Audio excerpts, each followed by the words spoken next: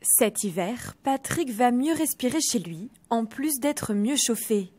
Cet habitant de Fontenay-les-Bries dans l'Essonne vient tout juste de changer de système de chauffage. Cela faisait quelque temps qu'il souhaitait remplacer sa cheminée à foyer fermé par un poêle à granulés. Alors forcément, les 1 000 € de la prime Airbois sont tombés à pic.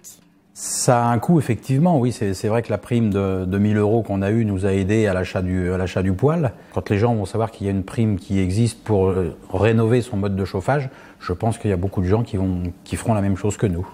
En pleine expérimentation, la prime Airbois concerne pour le moment 4 agglomérations dans l'Essonne: Paris-Saclay, Pays de Limours, Cœur d'Essonne et Valdière-Val-de-Seine.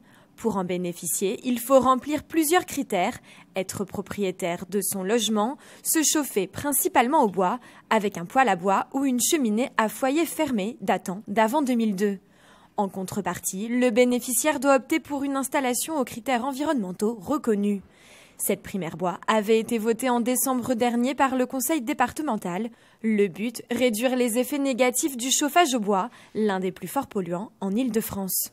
On est dans une logique d'écologie incitative et pas d'écologie punitive.